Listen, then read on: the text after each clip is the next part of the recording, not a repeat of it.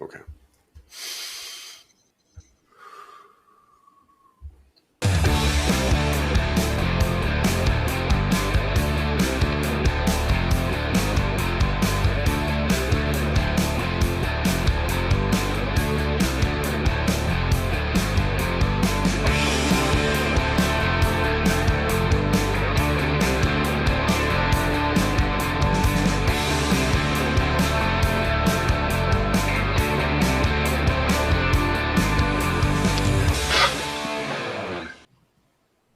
Live from the Las Vegas studio in Southwest Las Vegas, Nevada, I'm Brad Stein. Welcome to BettorCenter Live. You can watch us daily, 9 a.m. Pacific Standard Time. We have 3 pro handicappers in segment 1, 3 in segment 2. We split it off, and they're here to make us money. Today, we have some college football, NBA playoffs, and of course, NFL and Major League Baseball. Plus, a little bit later, our handicappers will give their most interesting play of the day. Our first 3 handicappers are ready to make their appearance. The first one goes by the name of Louis D, also Louis Diamond, Louis Bag of Diamonds. We have the great white capper, Tony Gullidge, and Del Warfield, all 3 of us joining back. Congratulations and welcome. Hey, good morning, Brad. So what happened, guys, yesterday on your most interesting play of the day? Let's start with Louis D. How did you do? I could do a little better. I can do a little better. So I believe. Wait a second. I don't remember if I gave out the winner or a loser because I did have a loser in the big play in baseball. So, but I did have a big winner. So I had the Clinder, which was a winner, and I had the. So I actually don't.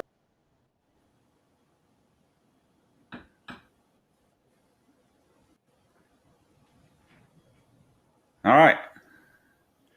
I know, Del, you weren't with us, but you were, Tony. How did you do? Because you were red hot with that hair. Yeah, we cashed it again. Yeah, other than the hair being very red. We did cash the play. I had Philadelphia as the most interesting play. They sprinted out to a big 6-0 lead. Mets took the lead 7-6. It's just a crazy finish. Basically a home run, cap off another winner. So we just keep winning, pile up another win. Good price. Philadelphia cashed 9-8 in extra innings against the Mets yesterday. Good job. All right, let's start with the NBA, guys. Del, welcome back to the show. I know you weren't here yesterday, but you're here now. That's all that counts. NBA tonight, game 1. We have the Heat -2 at the Bucks, and the 217 is the over-under. Del, are you playing? How you doing, Brad? So yeah, I'm definitely gonna be touching the Heat again today. By some miracle, Bucks were able to pull it off without Giannis in the second half. I think that today is gonna be the closeout game. I definitely am gonna be taking the Heat at -2. You're just basically picking them to win at that point. Definitely taking the Heat -2 today. All right, Tony. I think you said the Toronto Raptors over the Celtics yesterday. But today, yeah, I lost the Raptors game, did hit the Denver game with the points. Denver covered. For today, I want to know where you getting -2 at because I bet this game a couple hours ago got 2.5. Last time I looked, it's up to Miami -4. So if you can find somebody with Miami -2, let me know. I think this series should be over. Chris Middleton had a hot stretch. It kept the Bucks alive in this series. I think it's just inevitable. No teams ever came back from a 3-0 deficit in the NBA. I don't think this series is going to be the first one. So basically, you have a situation where you're just waiting for this series to end. I think tonight's just as good a night as any. Miami gets this done. Milwaukee's a beaten team, and tonight the series will be over. Can't disagree with that. Is Louis here? I'm here. I don't know if I lost you, but I don't know if you can hear me. Here I am. Hey, I could guys. Now. Hey, right. He's back. All right, Louis D. All right. Anybody know how I did? All right. How we doing? Wonderful. We talking about NBA, Lou. Miami Heat. Game number 1. Yeah. NBA. We got the Heat and the Bucks, and the only thing I can really say on this is how you. I don't see how you can really go against the Heat and the scenario. Lou needs to upgrade his internet service. or the internet service has to upgrade Louis.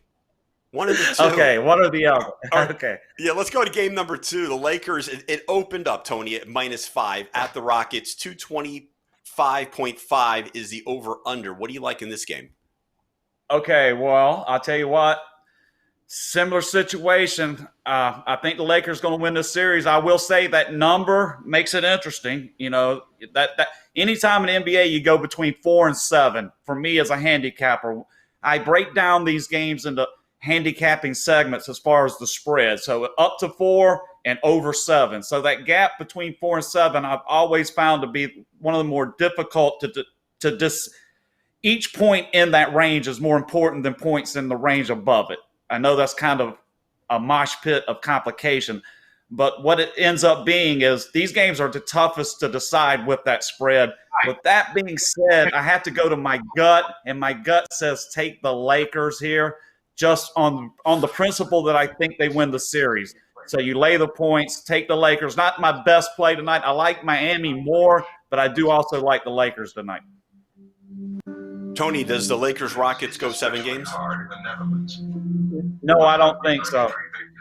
I think we're talking 6 games. I think 6 games.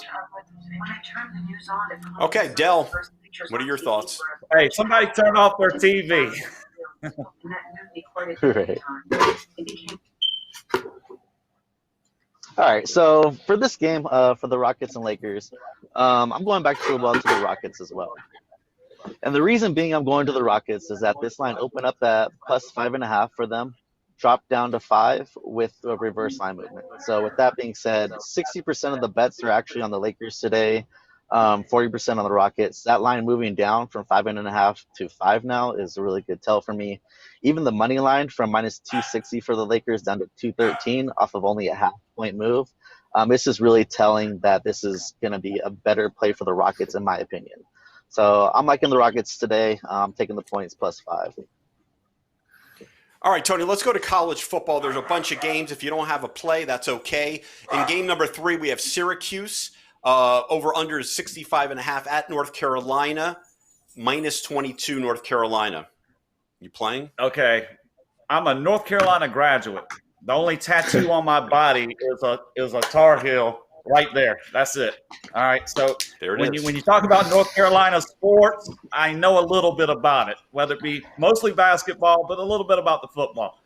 The only thing I can tell you about this game right now is North Carolina -22 looks absurd. I don't think their football team should be laying, unless it's like William and Mary, like, Gardner Webb, but not an established FBS school like Syracuse. I think even Syracuse upset them with North Carolina as a favorite. My gut right off the top would be to take Syracuse here, but I'm not ready to fire off on anything yet for Saturday. Louis Bag of Diamonds, you're back. What are your thoughts? Okay, I'll see how long that lasts. Listen, I just have a little bit of flashback on this game. It's early on to have a prediction.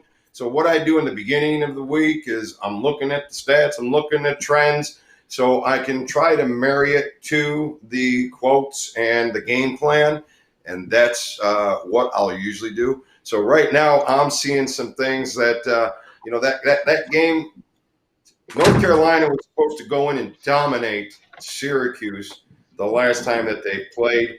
The line opened up at 7, shot up to 10. I was all over it. North Carolina did not show up. Now they got them coming home, so there might be a little bit of revenge there. It is a large number, but I'll probably be thinking that the over may be a play as the Tar Heels start out over member and conference 10 and 4. The team to the over, 4 straight overs. So I'll be looking for a little bit of an over and maybe see if I can lay the 22. I don't know. Okay. All right. Fair enough. We'll find out later in the week. Del Warfield, you're up. Yes, sir. So for this Syracuse versus North Carolina game, I think it's going to be a really good game to watch. DeVito's coming back for Syracuse. Howe's coming back for North Carolina. I'm not really looking at a side for this one. That was a little bit too high, like Tony said. doesn't make sense for a spread to be that high against an established team like Syracuse. But what I am kind of looking for is going to be the over/under. It's really hard to kind of, for your first game, to kind of, base off of stats or trends because it's a completely new season, So, but what I am looking at is the coaching tendencies. Syracuse plays at a really high pace. I like this game going over. You said it was at 65, 65 and a half. I saw it today at 63. So I'm not going to be betting it yet. I'm going to be holding off. Hopefully I get a lower number to bet that over. But for right now, I'm staying away. But I am liking that over probably later in the week. All right, guys, it doesn't get much easier with game number 4, Louisiana Tech at Baylor, 18.5. That's the spread, and the over-under opened up at 57. We'll stay with you, Del. Any thoughts on this one, or are we in the same situation? This one's actually a play that I actually do love already. I'm probably going to be posting it already, even though it's a little bit in advance. But I love Baylor here at minus 18.5. This line opened up at 17.5 for Baylor. 65% of the bets are actually on Louisiana Tech right now, and that line is going up. Baylor's they got their starting QB coming back, their fifth year. Sorry, not their fifth year, but they're both seniors, right? Their quarterback and running back. All their firepower's coming back. I really like this spread, 18.5, going against the reverse line momentum. It seems like a really good. All right, we better go to Louis D before we lose him again. What do you like with this college football game? Well, out of the gate, it's really tough to like much of anything. I like what Dell's saying right now, giving a little lean towards Baylor. It seems like the favorite may be the play, but the under has been a winner for Louisiana Tech games in their last 12 road games. So a team that usually I'll give you something. Louisiana Tech second half over is usually money. You don't just bet it over in the second half. But here we got them under 10-2 the last 12 road games. So I don't have much of a lean towards anything. I'll probably give a little bit of a lean towards what Dell has to say. Tony Gullidge, agree, disagree? What do you think what Dell said? Why do I have to be the contrarian all the time? I kind of just I have to be honest, I haven't checked all the things I normally would check before I make a play, especially early in the season. I like to check returning starters, a couple things I haven't been able to check yet. But just from my memory banks, a team like Louisiana Tech seems like they've won a few stray road games as an underdog, and even if they didn't win, they put up a lot of points and they covered some spreads. So right off the bat, I would be wary of this 18. That seems like a lot of points to give a team that I know traditionally can score and has given teams trouble in these non-conference road situations. Basically, they're drawing a paycheck to come in and get beat, but sometimes those teams just don't lay down like they're supposed to. I think this might be one of those. Dale seems to know a bit about it, but for right now, I'm not going to make an opinion other than be careful. All right, Great White Capper, we're going to stay with you. We're going to move to game number 6, Duke at Notre Dame. Notre Dame minus 20, over under started at 56. Ugh. Okay, first gut instinct, always fade Notre Dame. This is like the Yankees, the Cowboys. I mean, you can go through the franchises of different sports that people just bet. This has been going on since I was in college in the late 80s. People just bet Notre Dame games, don't matter what the spread is. Oh, Golden Domers today, man. I've heard this my whole life. So first gut instinct is to fade this, take the Duke. But I want to go look and see if Duke, what they have going on. 20 points Notre Dame. It depends on a lot of elements, but my first gut is that's too many points. Opinion early, Duke, but wait for me to make a final call later in the week. Diamond, do you have anything for us? Duke, Notre Dame? I really like what Tony says there. You're always looking for a reason to fade Notre Dame because they're always overpriced. And I will always start my look there. But they have covered their last 5 games last year, so they weren't overpriced in those matchups. I usually try to favor a little bit to the over on Notre Dame, but towards the end of the season, they definitely went under, but they were an over team. It's really kind of a tough matchup, but usually Duke, I'm all in favor of riding them over throughout the season anytime I can. So I'm always looking for a Duke game over. So I'm going to look for that here and possibly move on that coming this week. Okay, Warfield, you agree, disagree, have anything new to add? Not really for me. Like I said, same thing like these guys do. I love fading those, public darling teams. Too much points. I don't really know anything about Duke yet either, so I'm staying away from the spread. I don't really see how Duke's going to be scoring too much points here. That Notre Dame defense is probably going to be pretty good this year. I'm touching a side, not touching a total. Just kind of staying away from this one. All right, guys, let's go to the NFL. I know it's Tuesday. Lines are out, though. Let's see if you have any thoughts. Game number 8, Louis Diamond. We're going to stay with you. The Miami Dolphins at the New England Patriots, -6.5. Over-under came in at 43. What are your thoughts? I definitely have some thoughts on the game, but I'm going to save that for the next segment with Ross because Ross and I are a couple of Buffalo guys, and we're going to go at it on this game and the AFC East a little bit. So stick around for that. Let's see what these guys have to say. You heard him, Tony. What do you have to say? Wow. New England against Miami, traditional AFC East battle, right? Dolphins basically got that win late last year, right? That knocked New England into a bad playoff position. So they almost like a little demon. Now, how's New England going to react here? Total change at the helm. Brady's gone. Bring in Cam Newton. God, I got a sneaking suspicion Cam Newton's going to have a good year. Man, it's just I got a gut feeling that they're going to find a way to make him work with this offense, and they're going to have a good year. With that being said, 6.5 right off the bat. You almost have to rely on your gut instincts here. That's a great number. I'm gonna give Vegas credit here because I've got it. I make my own lines, and my line here is 6. So you can see that they're not. It's really I'm not seeing any value. So to make an opinion here, it's probably going to be to give it to the home side, New England. Although that's a trepidatious opinion at this point. Should be a good game though. I'm expecting a good game coming out of Foxborough.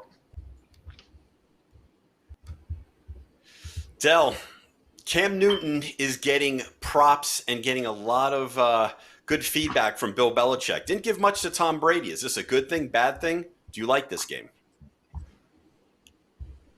Yeah, so I definitely agree there with Tony. That 6.5 line being under that key number of 7 is just a little bit scary for me.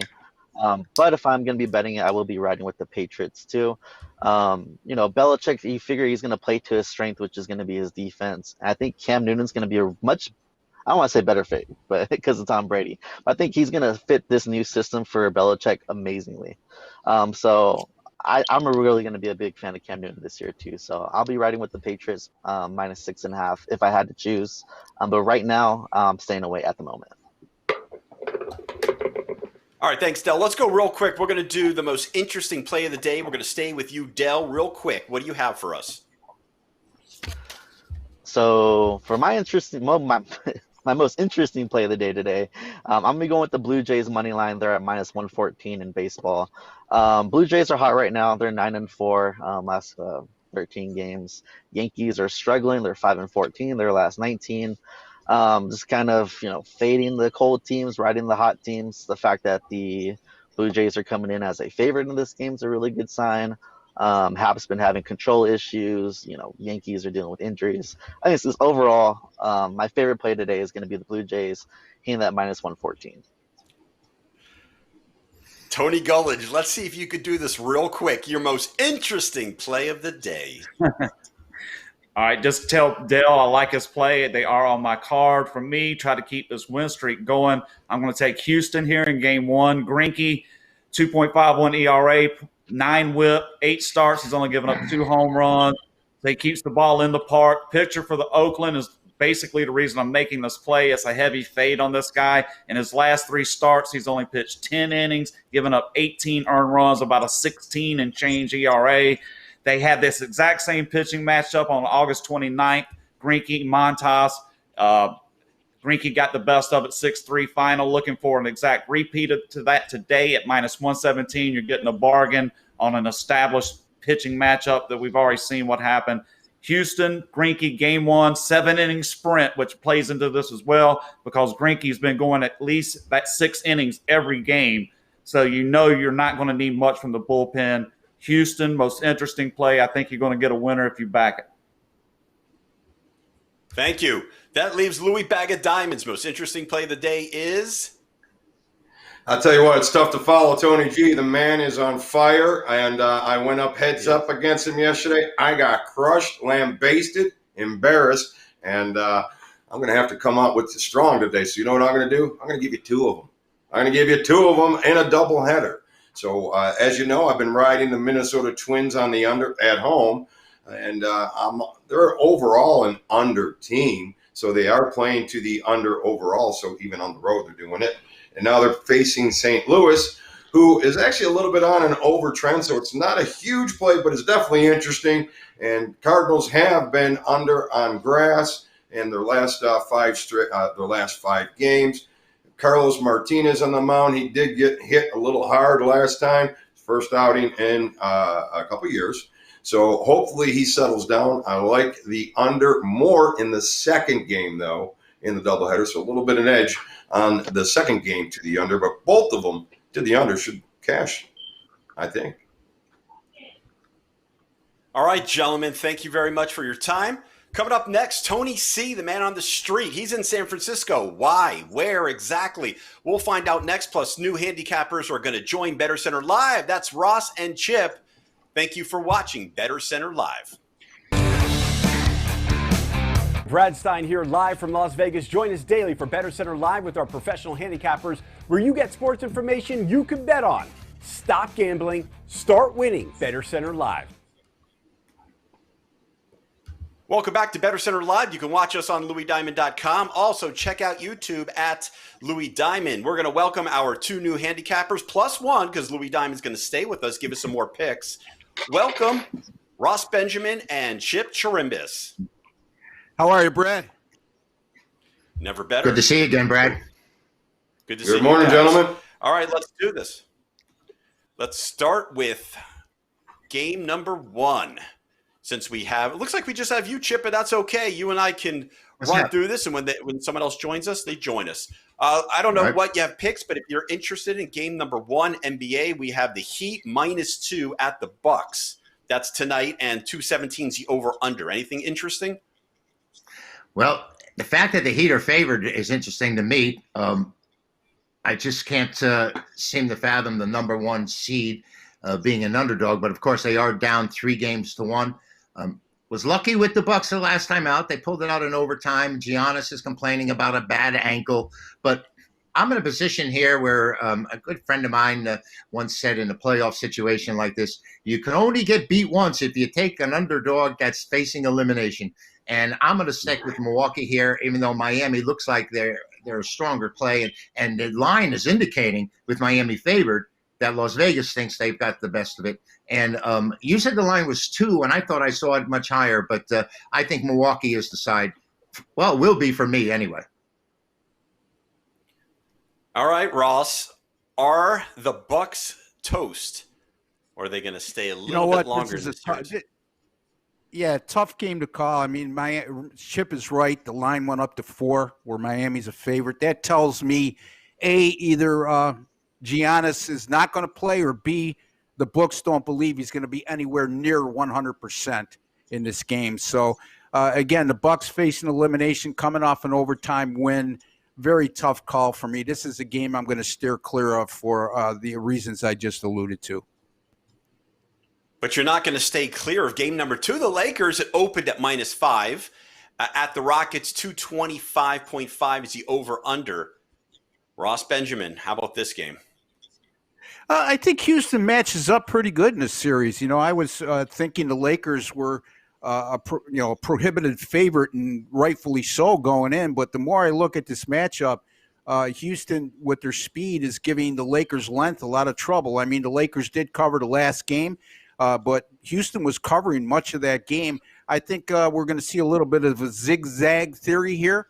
And I think Houston, if they don't get the straight up win tonight, I like them to get the cover. So I'm going to take the points here with the Houston Rockets over the LA Lakers. All right, Chip. Yeah. Well, I see it the same way Ross does. And, this Houston team has actually got the best of the Lakers coming into the last time out. They had won 24-10 against the number, so they're 24-11 in the last 35 meetings. And, Houston still is young, and they've got a lot of spring in their legs. I'd have to take the Rockets here. I really do. Maybe I have a bad sentiment and attitude toward the Lakers because they were one of the teams that voted not to continue in the playoffs, but they canceled the rest of the season. So I'm a little ticked off at them that they don't want to work for a living. I'm going to take Houston here. All right, that's a good reason, but Houston does match up pretty well. We'll see if the Lakers go more small ball, especially with JaVale McGee questionable tonight. Let's go to college football. Game number 3, Syracuse at North Carolina. It opened North Carolina minus 22, 65.5. The over-under, I'm pretty sure that changed. Chip, will stay with you. Do you like this game? Not at all. I usually don't get involved with 3 touchdown games one way or another unless it's absolutely necessary during the bowls, because what advantage do we have as handicappers? If we give someone a 21-point favorite, they can say, oh, I could have done that. And if we give them the underdog and they get beat 42-0, we look like idiots. I pretty much avoid these games. But I heard you guys speaking earlier, and I think you're absolutely right. This is a huge number to be giving a school that we assume is a quality club. And we're talking about Syracuse, who's played nationally at a national level before, and now I guess they're really going to pot, so to speak. But I really can't see how anyone would lay the points, and yet I don't want Syracuse because these points are so intimidating. I'm thinking there's really something wrong with this Orange program right now. Ross, do you agree or disagree? I'm smiling because now I know that Chip doesn't play on teams that don't want to work for a living and teams that he could play for. So just a key thing going forward.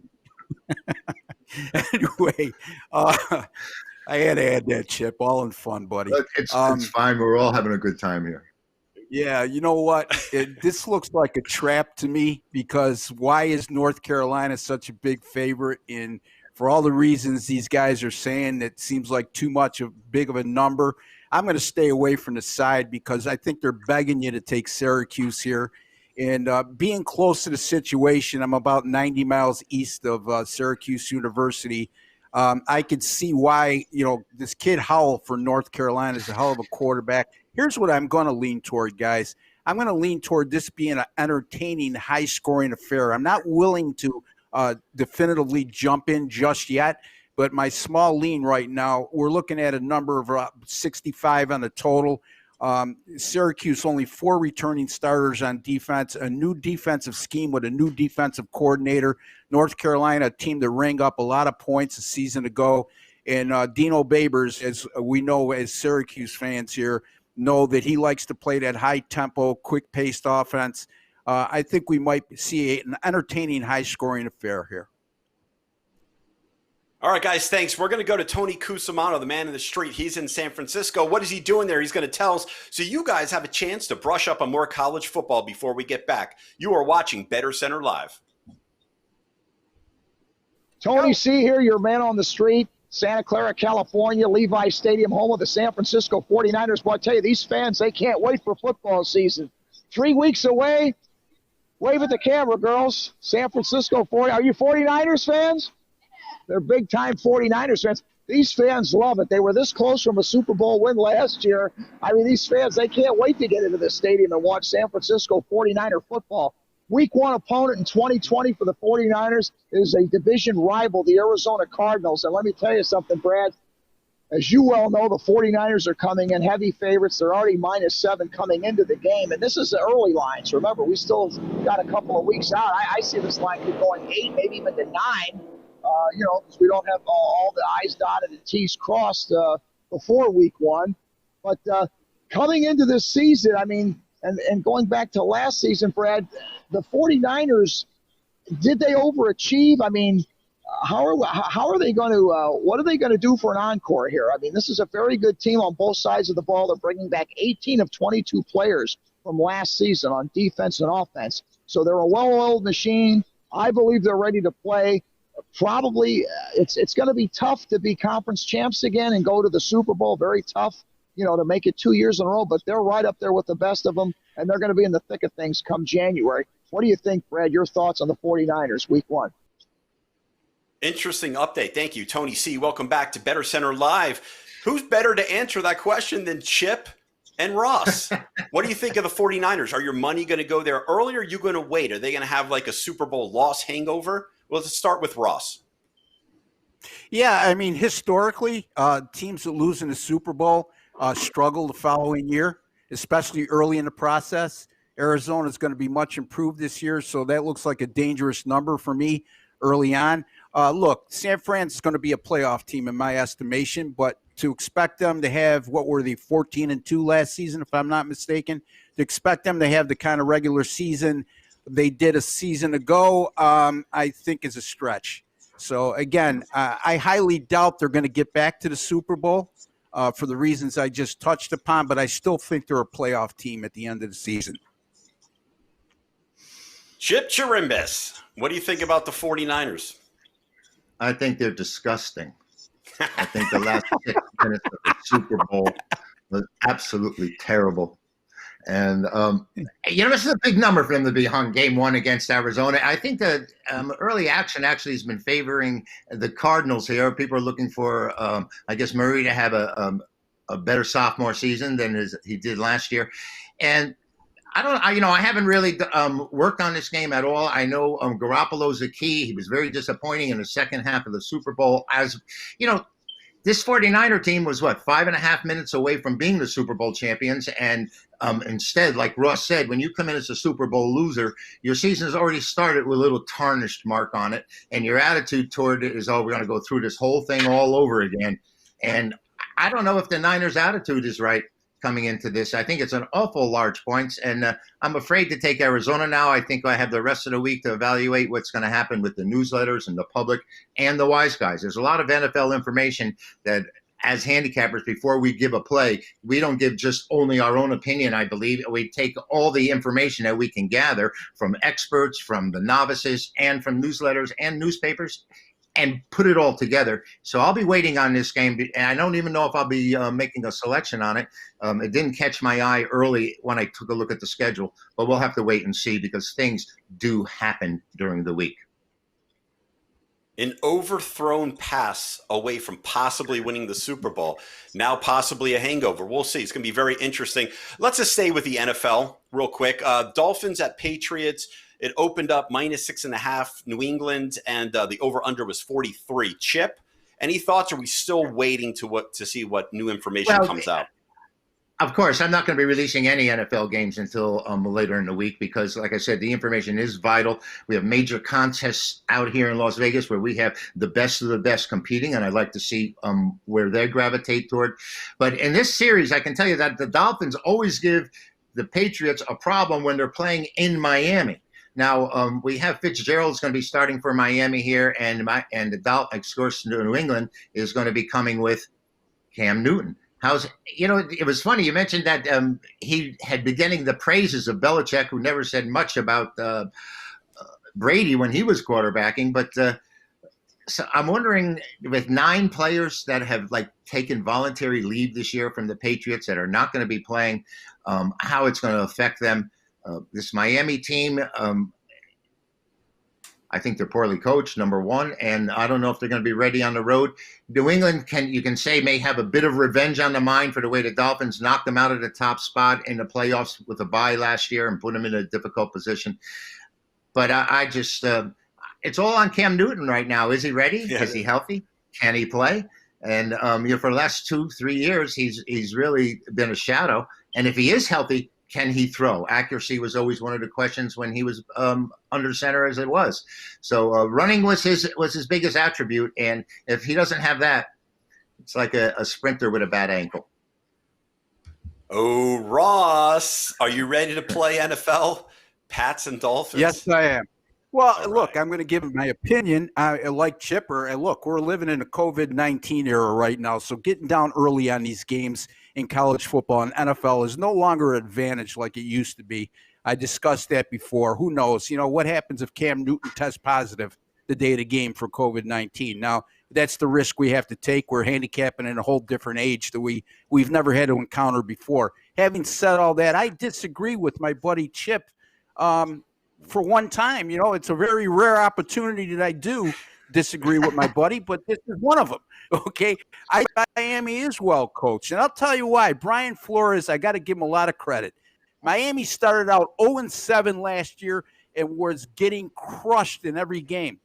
And they did not quit on Brian Flores. As a matter of fact, they went 5-4 down the stretch. To me, that shows that the players like this guy as a head coach. And they showed a lot of character and resiliency under him, and I think speaks volumes for me. So that's my opinion on their head coach. Secondly, I do agree with Chip that you got 8 or 9 guys that have opted out for New England. Yes, Cam Newton is a great pickup. However, this guy played only 2 games last year because of injury.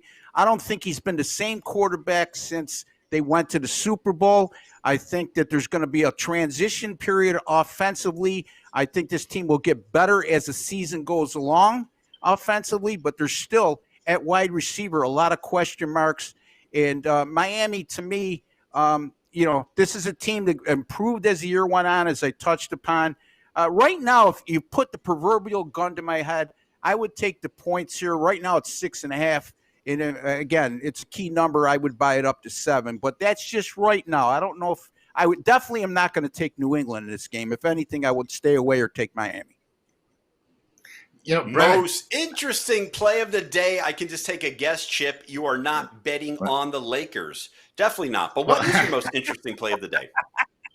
I'm going to repeat on a matchup that I had yesterday when I had the Toronto and the Yankees, and I had the Blue Jays as a winner. But this time I'm going to come against Tony and some of you guys. I'm going to take the Yankees. But by the way, Ross, I want to let you know I misspoke. When I was thinking of Miami weak coaching, I was actually thinking of Gase and the Jets.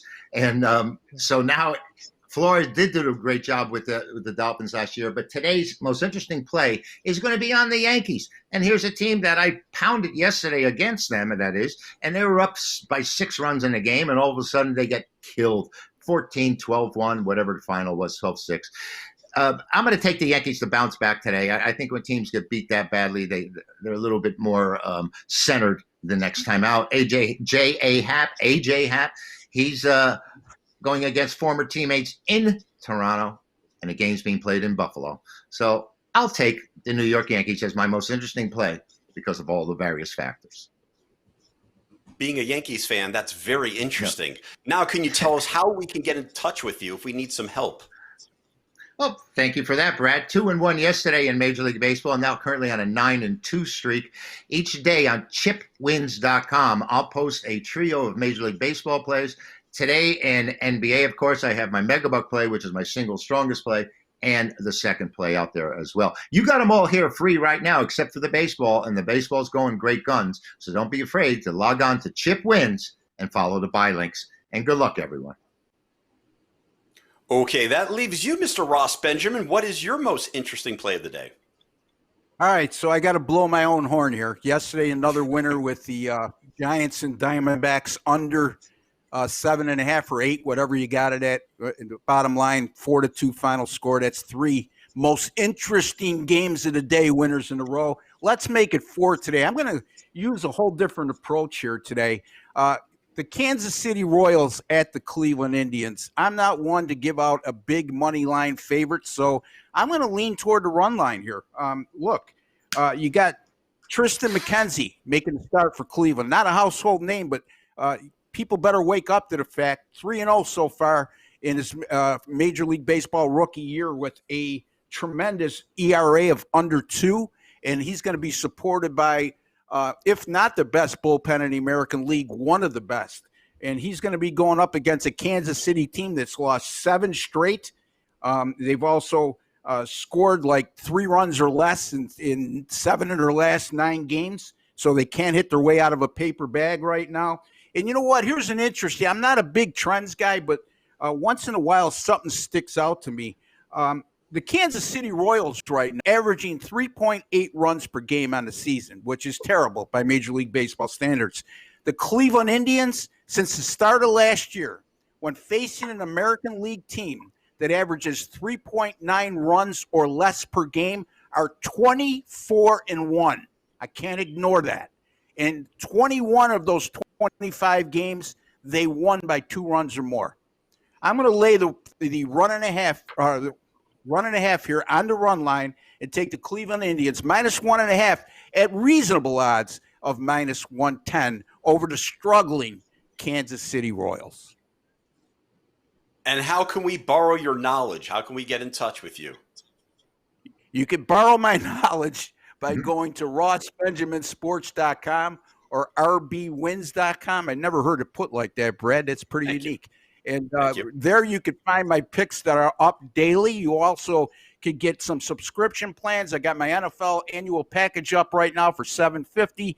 Also, 7-day for $149, 30-day for $499. That includes every pick I put out on a daily basis. And I give you my personal guarantee, Brad, that if you're not making a profit at the end of one of my subscription plans, I will extend your subscription until you do. Doesn't get any better than that.